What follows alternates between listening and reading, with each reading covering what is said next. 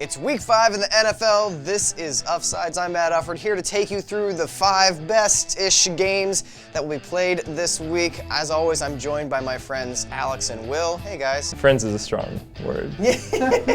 Up first on the docket is the Seahawks, my Seahawks, I own them, versus the Bengals at Cincinnati. It's an early game on Sunday.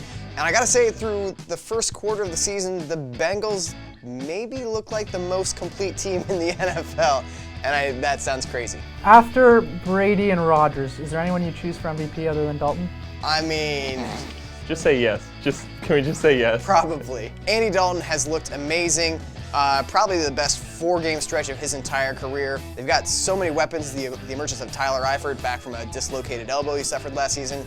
AJ Green looks like the man. They got 2 great running backs. You say it like the AJ Green thing's a discovery. It's like, well, this AJ Green kid, he looked like he can play. I hadn't heard of him until this season. And on the other side of the ball for the Bengals, they've got a talented defensive line anchored by Geno Atkins. Looks like himself again. Face transplant. Face transplant, yeah. The Seahawks, meanwhile, are dreary to watch. This is a team that has a suffocating defense that hasn't really forced that many turnovers or sacks. They're still the number 2 defense in yards allowed. They're stopping teams and forcing them to punt, but then they get the ball, and because the offensive line is so terrible, Russell Wilson's been sacked 18 times in 4 games.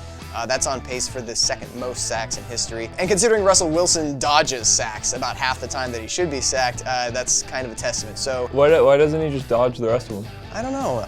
Russell, can you try harder? We're gonna need you to do more. And there's this talk of like, oh, the Seahawks offensive line will get better as the year goes on. I'm tired of that because it's like, hey, this building is under construction. It's we're gonna get it done. It's gonna be a nice building to live in. It's like, but I'm living in the building now. It's really drafty and there's no running water. The line on this game favors Cincinnati by 2.5. So yeah, I think it's gonna be a tough one. I'm gonna take the Bengals outright. However, as a thought experiment, what do the Seahawks have to do in order to win this game? And I think that's the key is they gotta pressure Andy Dalton. Because if you don't pressure him, he looks like a good quarterback. When you start roughing him up, then he becomes bad Andy Dalton. The good red rocket is like an accurate gun, and the bad red rocket is like a dog's erection. And I think that's why he prefers red rifle. Please don't call me a dog penis anymore.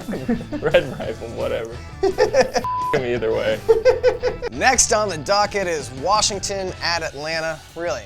Put this on the docket? Kyle Shanahan. This was you always come up with the coordinator angle. I don't know what I was thinking when I selected this game. I guess I wanted to talk about how awesome Julio Jones is. How awesome is he, Alex? Oh, he's just going to set a record potentially for most catches and yards in a season ever, but... That's a big deal. He should be more... I guess, technically, this is a battle of division leaders. Co-leaders. Yeah.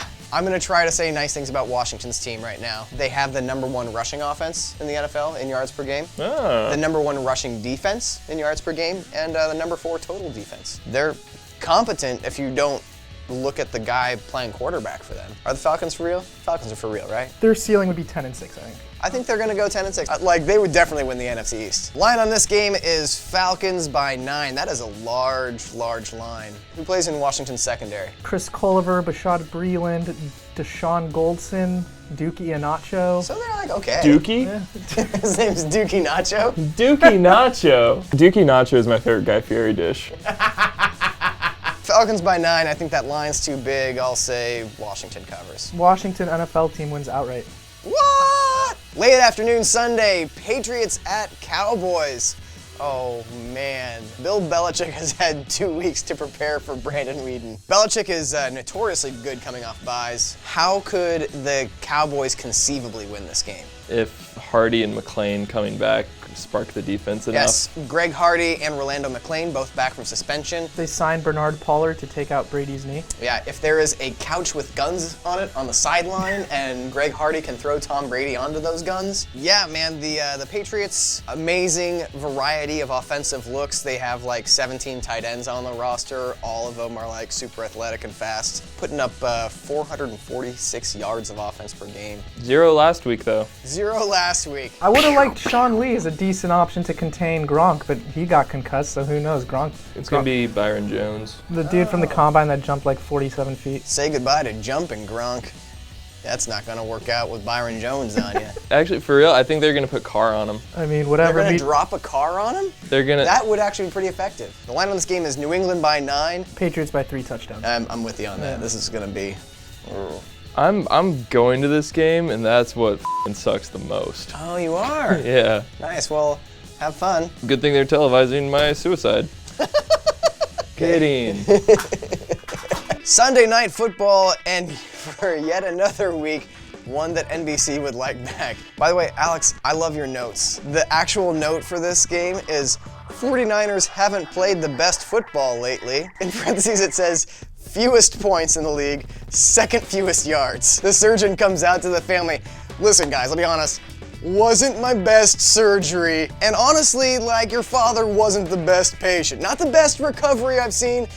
He's dead. The Niners are the Dr. Nick Riviera of football teams. I don't want to buy into this idea that the Giants are competent. They're 2-2 because they blew 2 fourth-quarter leads. 10, like double-digit, right? They were up 10 late in the fourth quarter in both of their first 2 games. I respect digging yourself a little hole to get out of. So I guess the Giants are good because Odell Beckham Jr. now has more catches and yards through his first 16 games than anybody in history.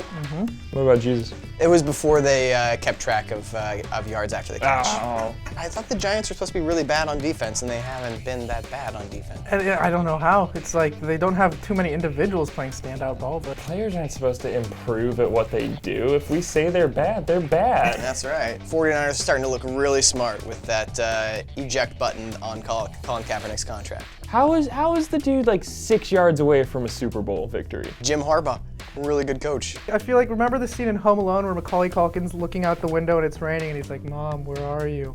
I'm like, Justin Smith, where are you? Pat Willis. Justin Smith would not solve this. Pat Willis, whoever, Harbaugh, where are you? Line on this game, Giants by 7.5. Oof. I guess I'd take the Giants. Niners, baby. With such You poor sick man. I've Niners, lost all my baby. enthusiasm. And Monday Night Football, Steelers at Chargers. A pair of 500 teams vie for a good position in the AFC, I guess.